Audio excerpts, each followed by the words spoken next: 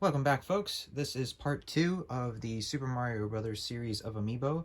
Today we're going to be taking a look at the Super Smash Bros. Series, part of the Super Mario, all the characters that are in the Super Mario Bros. Series Amiibo, and some customs that I have in the back that go onto the requests as well. So we're going to go ahead and get started on here. Just right off the bat, I'll go ahead and mention that all of these Amiibo itself, as you see, with the exception of the Koopalings in the back, are their default costumes. So Mario's costume will be default, Luigi's costume will be default, Yoshi's costume, etc., etc. The only exception was that the Super Mario Brothers series of Amiibos, I have customs on there. And then there are some extras, like for example, I have another Mario over here, and this one's the black outfit for Mario. So I do have other Amiibo that have that. I have another Yoshi, another Luigi, etc. So let's go ahead and take a look on there. We'll start off actually with Mario. So this was wave 1 of the Super Smash Bros. Series, and starting off with a cool little effect piece right there. Not that many Amiibo have effect parts, but when they have them, it's really, really cool. I really like it.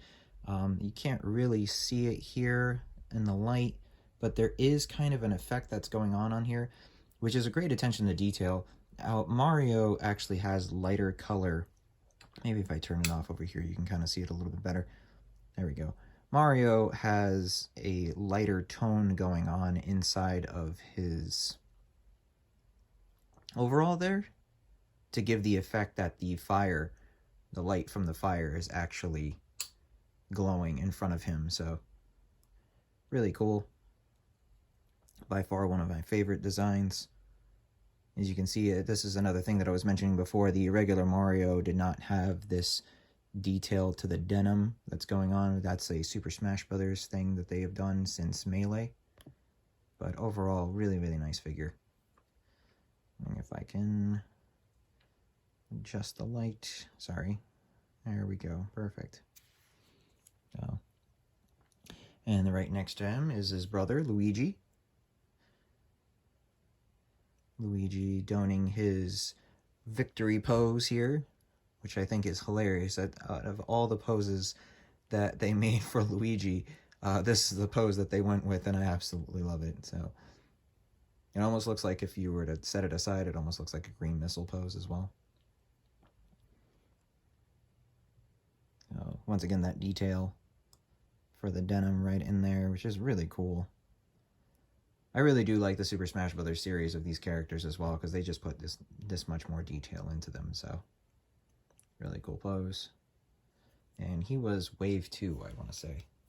Came out here in the States. Back here, we're going to go to Bowser Jr. So this is one of my favorite Amiibo designs just because of the Koopa Clown car. I think it's a really cool design. It's actually not completely on the base itself. There is a little bit of the plastic on there that actually gives that kind of facade that it's flying, just like the Koopa Clown car is. So Bowser Jr. was a cool addition to Super Smash Bros. I always enjoyed the fact that he was in there, and he works with it. He has unorthodox weapons, and it kind of makes sense for Bowser Jr. It kind of is upsetting that he doesn't use his paintbrush and bib the way that he does in Super Mario Sunshine, and it's defaulted more to a Final Smash attack. But I do like that for the fact that, you know, he is a kid. You know, he's Bowser's son. He's gonna do things his own little way, you know, with the little tools that he has. And doing it with the Koopa Clown car, I thought was a really cool nod to do that with. So, really cool addition. Love the fact that he's in the game. Next we have Rosalina. So, and this was what I was mentioning earlier with the first video for part 1 with the Super Smash Brothers, Super Mario Brothers series of Amiibo. How there's a little more detail in the Super Smash Brothers series of figures, and I'll zoom in here so you can see the stars. She's got a little bit more of a sparkle going on with her dress. You can see there the Luma, and back out to focus so you can see her wand is also there. So really cool. And then once again, it gives that effect that she is floating, because she does float. She is a character that stays hovering. What I'll actually do is, let me get here to the side, and let me bring in the other one here. So you can see the differences. Now this happens a lot with the Super Smash Brothers series, or the Super Smash Brothers series amiibo, and to other amiibo series, to where proportions don't really exist. So things like Olimar, Pikachu, Pichu, they're not really proportionally sized. Squirtle, they're not really proportionally sized to other characters, but you know, they're figures. They're meant to be little collectible things. So, but you can see here the details. You know, she has details in the hair, unlike the Super Mario Brothers series amiibo. Her dress is completely different on there, other than the height. You know, she doesn't have the extra accessory for the Luma, and her dress has the newer design on it. So I do like how Super Smash Brothers takes certain liberties with that. Makes it for a very, very nice figure. Very cool. I'll go back really quick and do a quick comparison with the other characters. I will just spin back here and just show you Mario again. So you can see the height difference. So these came out way later. These came out around the time that Mario Party 10 came out. So almost about a year into the Amiibo line. Or if not 6 months, like almost half a year into the Amiibo line, if not a year. So some changes were made to certain Amiibo. Certain Amiibo in the Smash Brothers series look a lot taller. We'll look at into the future when we see things like Ike and Roy in comparison to like Marth. So the initial waves are a lot smaller than other things. Samus and Dark Samus is another prime example. Prime. Dark Samus. Inside joke. Take a look at Luigi. Once again, you see he's a lot taller. And you can see the detail once again in the denim. But cool figures to have, both of them. It's really cool to have. I didn't have these original Super Mario ones, as I mentioned in the first video. I'm glad that I picked them up because to scale, some of them don't really scale too well with the Smash Brothers ones, and when I had the Smash Brothers ones mixed with the Mario Bros ones, they didn't really work out too well. Next up we have Yoshi. I actually have two of these. I mentioned in the previous video that the other Yoshi that I picked up was the wrong Yoshi, and they sent me the wrong one, so they sent me the actual... I found an actual one, and I still kept the other one that they sent me. I got a reduced cost on it, though, so it was pretty nice. So, they are actually two different tones of green. I never noticed that. It might not come off on the camera. This one does come out a little bit brighter, and this one is a little bit duller, which is kind of weird considering Super Smash Brothers is the more kind of realistic look to it, and I've always seen Yoshi being a brighter green color like this one, but you can see there. And it's kind of cool to see the more standing up pose, the traditional that we see of Mario Party games, or kind of the Mario side story game, or side games like Mario Tennis, or it's this more standing up Yoshi, to where it's the more dinosaur kind of looking hunched over Yoshi that we see and know from Super Mario World and all the other, the Yoshi's Island kind of game.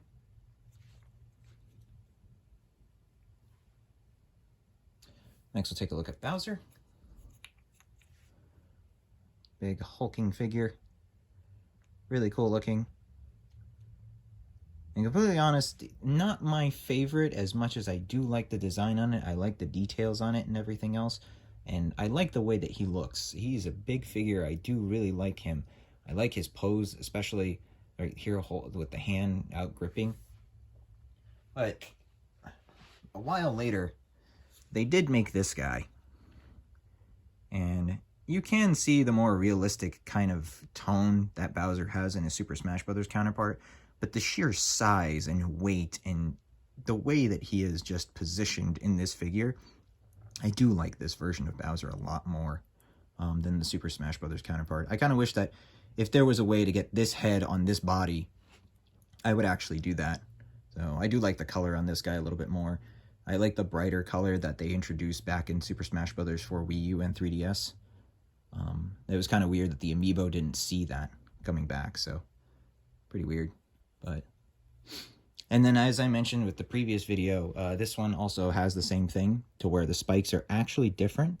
It's actually plastic, so they drill holes inside of here, and it's an actual separate piece to show color separation. And it's the same with the horns, the eyebrows. They did a really good job. I thought it was really cool. And then I'll mention that over here as well, so you can see, for an example, this one actually comes off. So if you ever have a Bowser amiibo, just always keep in mind, keep for a lookout for these little spikes. Some of them have a possibility that they could be loose or over time can loosen. Nothing so some hot glue or some super glue can't fix. So there's Bowser.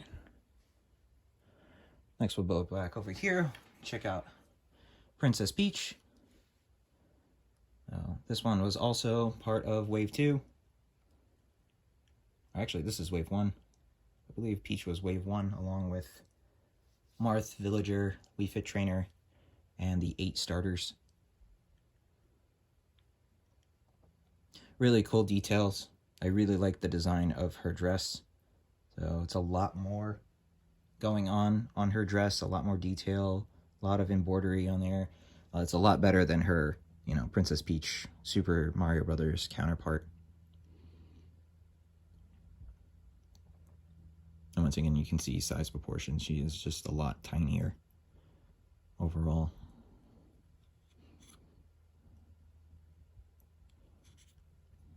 So really cool.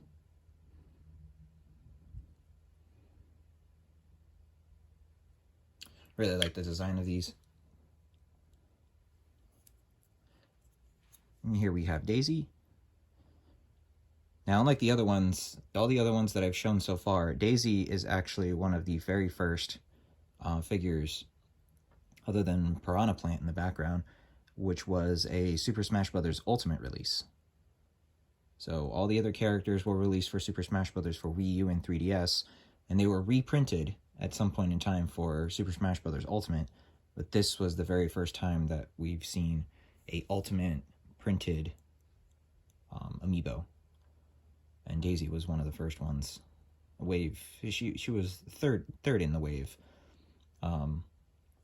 Wolf, Inkling, and Ridley were Wave 1.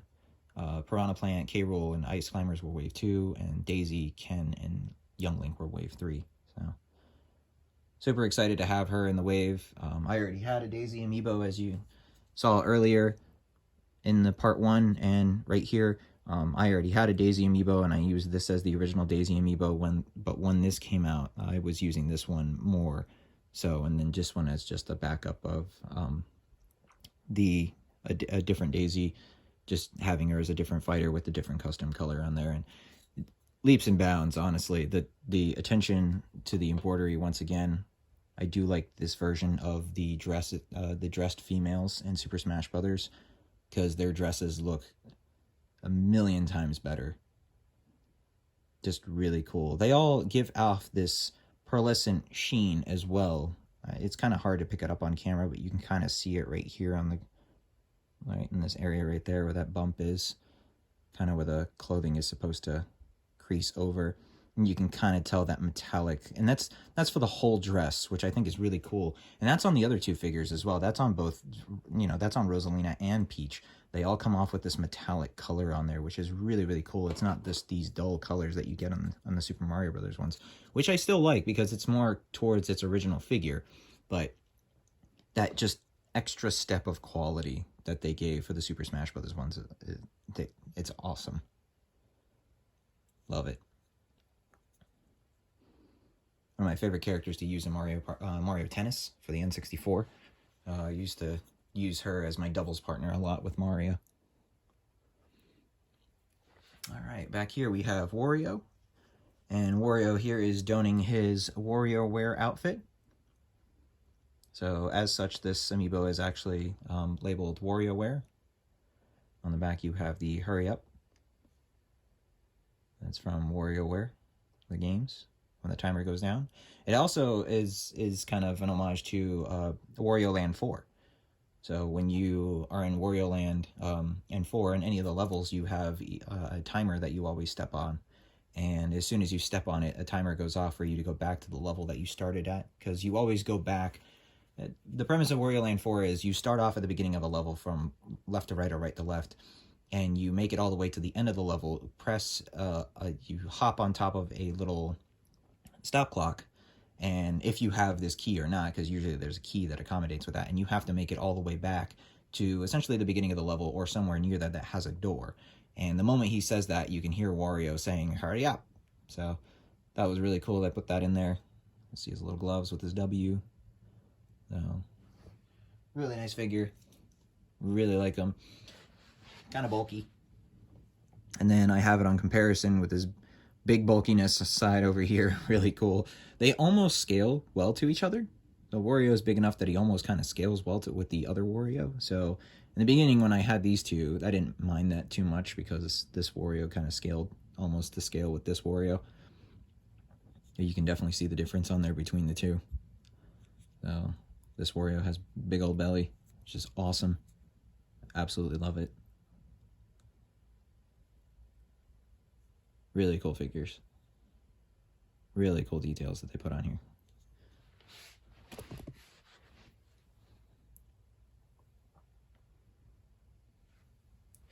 And come to the side over here. Let's grab the Piranha Plant.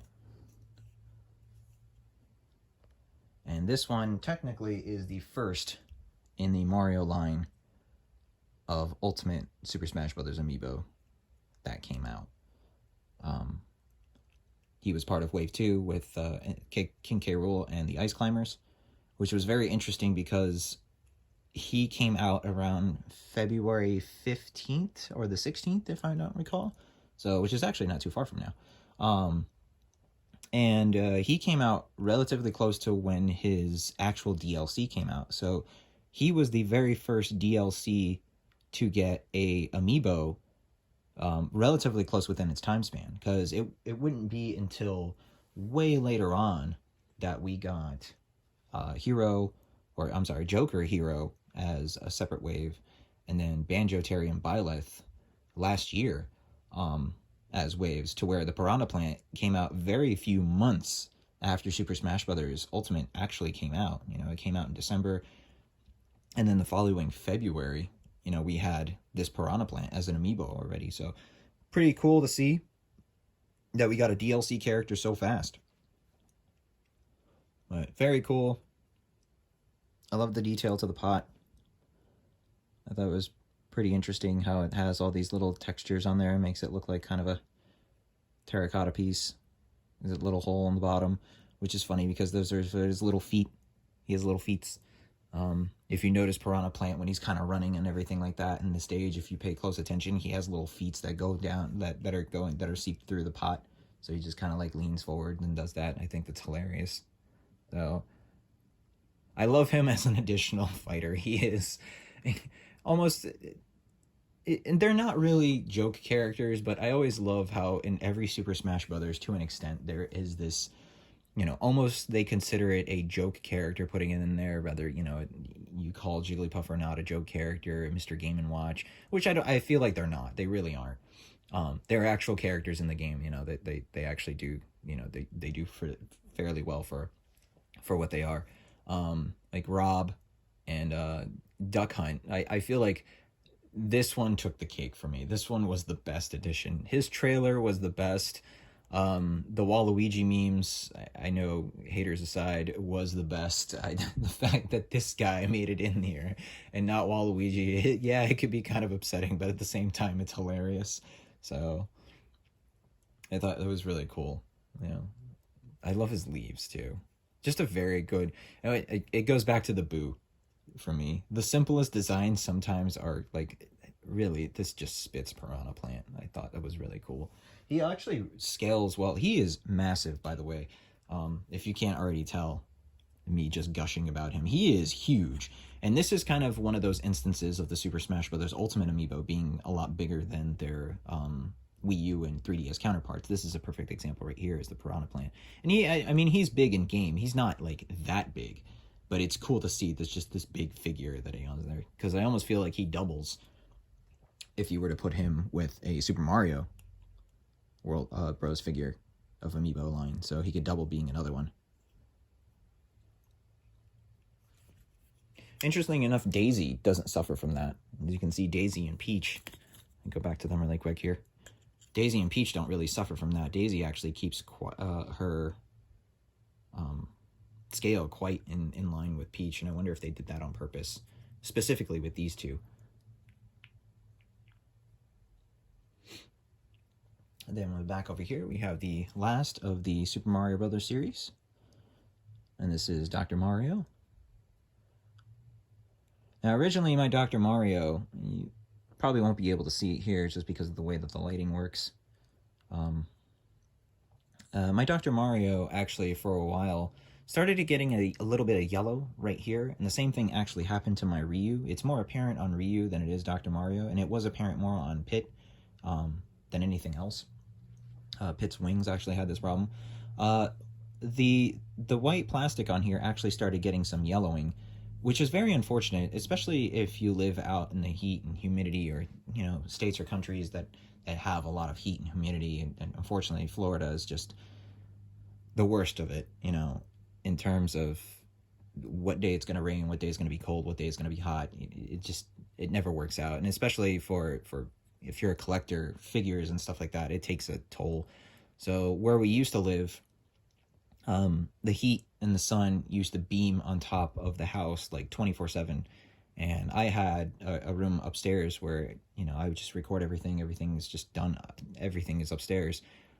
And over time, just the heat really got to the sleeve of it. But I'm pretty sure it was for the short time that these guys were in storage. So after we sold the house, we actually owned the lot that was right next to it. And we put everything in that, everything that we owned pretty much in that lot into storage, into our garage, essentially.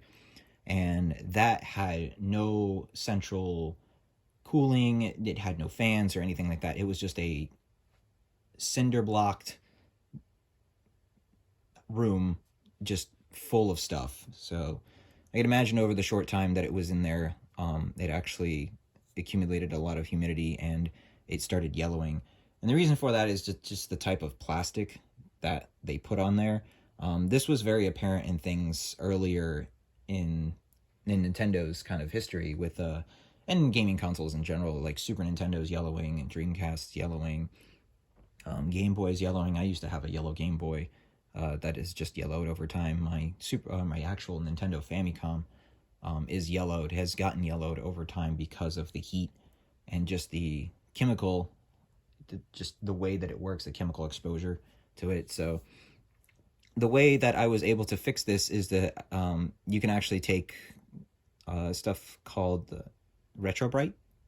And that's just a mix of hydrogen peroxide and OxyClean. And there's other ways of doing it as well.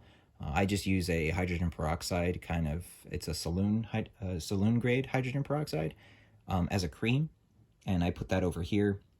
And that pretty much just let it settle on there and put it in the sun. And what it's supposed to do is the UV rays from the sun are supposed to have a chemical reaction with that and just reduces the yellowing from it. So it's actually, you can't really see it through here. For once again, it's the lighting on here. You can only do so much of it. Maybe if I turn it off, you can kind of see it better on there. But there is no yellowing on him anymore. And I can say the same thing for Ryu. The yellowing is only there in terms of his gi. Pit is the one that kind of got it the worst with the wings, but I managed to fix that as well. So, all right, got there at focus. So in the back we have some customs here, and we'll start off right on the left on here. We'll start off with Iggy. So these are all World of Nintendo figures that I have bought over time for Bowser Jr.'s. So what I decided to do, originally I had little gumball machine. In Japan, these little gashapon machines, they used to have a series for New Super Mario Brothers. Squish his face. Sorry. They had these little figurines for New Super Mario Brothers that came out for the Wii. And I originally had bought a set that came with all the Koopalings. And I used those with these bases prior to make the Koopalings for Super Smash Brothers. So I had those for a little while. And originally how I did them was inside, because they came in these little, almost like a Kinder Surprise, they came in these little circles, in these little ball that were kind of orange. And each one of them, actually, you could just break it in half, and each one had a toy inside with a little base and everything. But each one of them almost was about the same size as this clown car. A little bit smaller, but around the same size. And it was really cool. So what I did was, originally I had some clay put onto the middle of the base.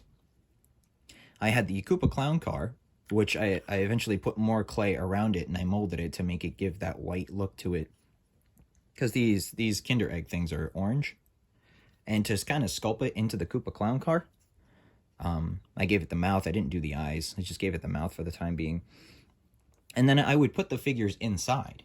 So it made it look like, you know, this Iggy was inside of the Koopa Clown car. So it made it look small. But in Super Smash Bros., Iggy is not really this big. Iggy has been scaled down to the size of Bowser Jr. because essentially Iggy is just a reskin of Bowser Jr. They just put the Koopalings in there just to have, you know, a little bit more variety, just that extra detail and touch. So over time, Jakks Pacific started releasing 2.5-inch figures of these Koopa Kids. And it was right around the same time that this was also during the move. Another unfortunate thing that happened during the move was that a lot of the Koopa Clown cars that I made all broke. And majority of the figures that I had bought started melting. Like the actual plastic itself, the paint and the plastic just started melting off, which I found was really, really weird. So instead I started picking up these figures. Now, unfortunately, all of them are not available, but I've been picking them up as they've been releasing, so it's really nice. So I have Iggy right here. I start off with him. Really, really cool. I love how he's super tall. Then right here we have Ludwig von Koopa.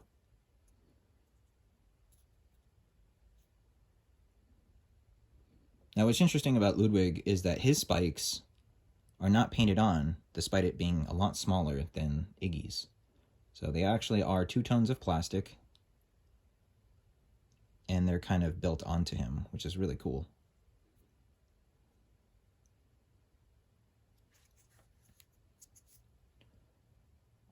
Next we have Roy.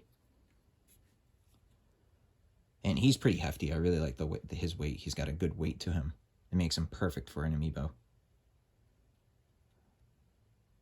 So, and once again, Roy has that same feature on there. There are actually, none of these are painted on. It's actually it's a spike and then his little red circle. Those are all separate pieces. His glasses is a separate piece. His teeth are a separate piece. Nothing's really painted onto this figure, with the exception of the studs on his bracelet, which is by far the coolest.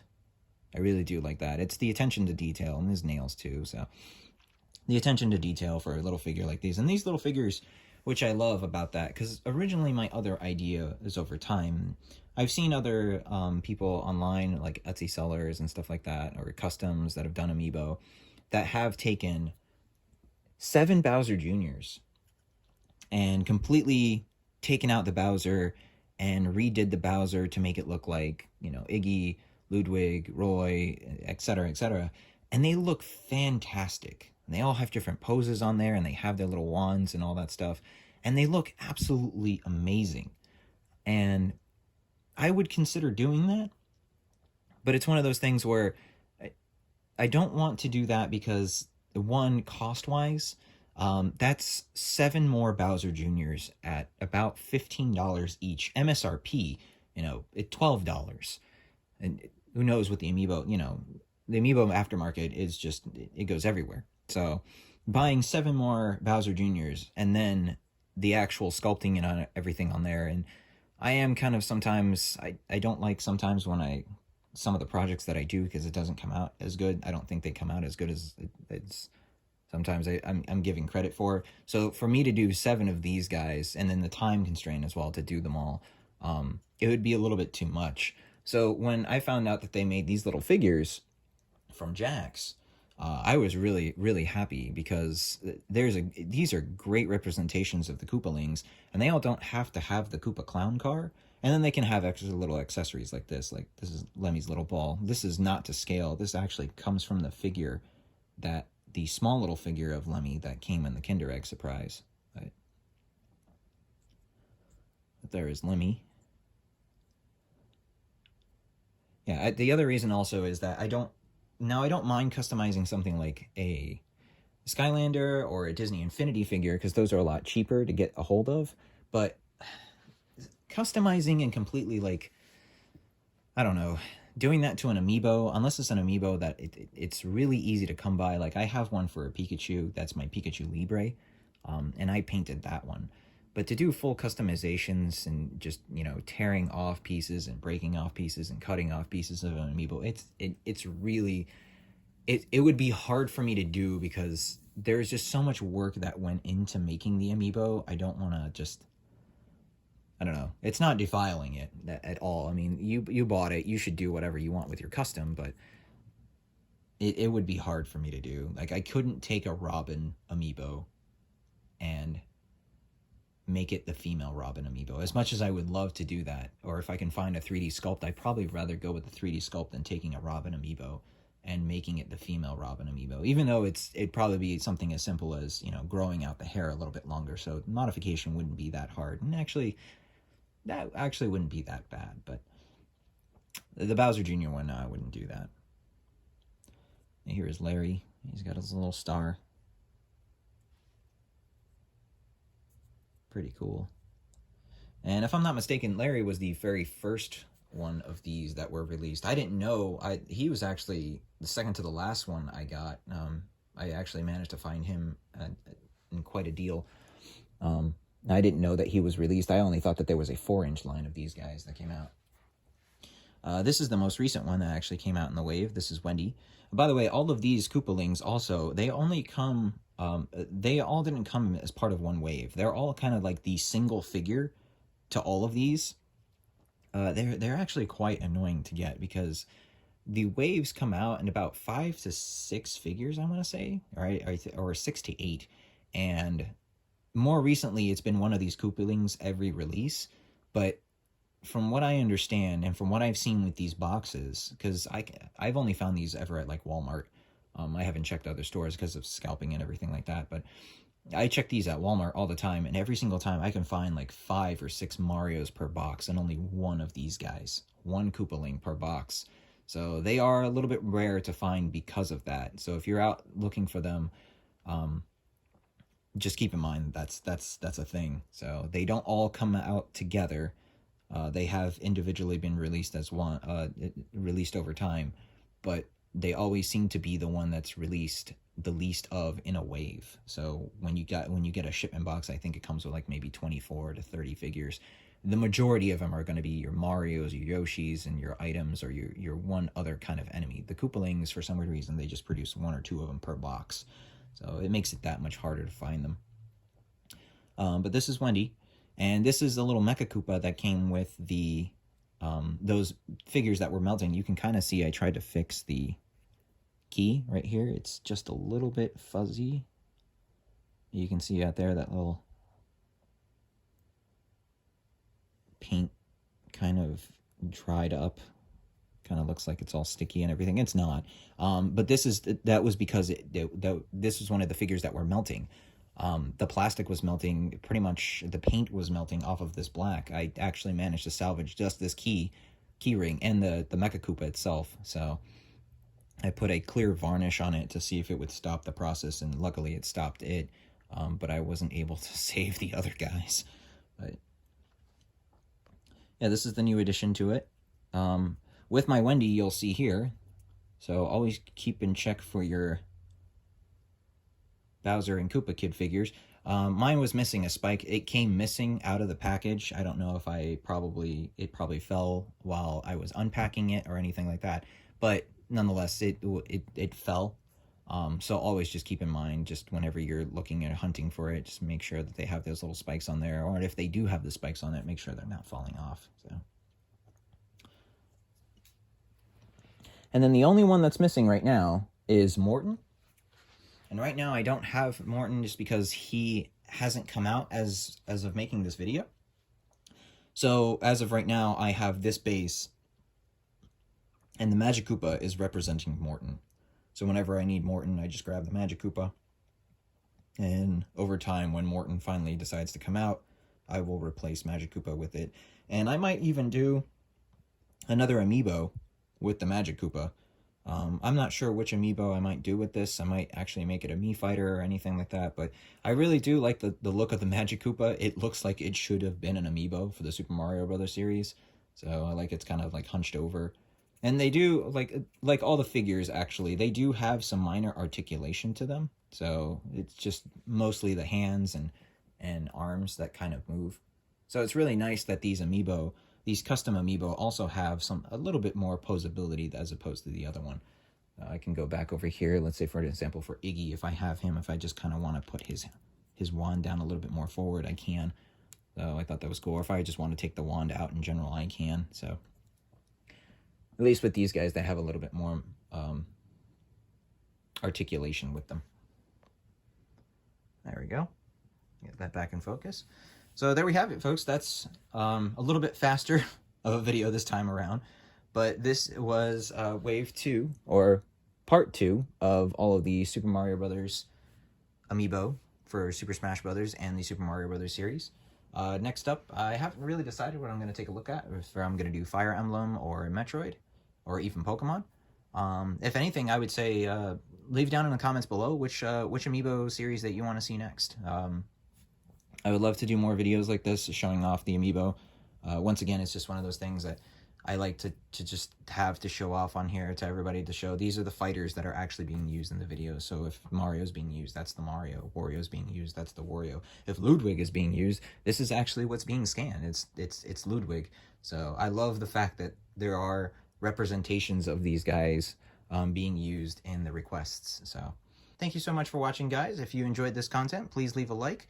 Consider subscribing to the channel, and let me know down in the comments if you enjoy viewing this type of content. If you enjoy seeing these Amiibo, if you would like to see more of the Amiibo, or if you do enjoy seeing these Amiibo, which series would you want to see next? Please let me know in the comments down below. Thank you once again. Hope everybody has a fantastic day. Guys, take care, stay safe out there, and as always, smash on.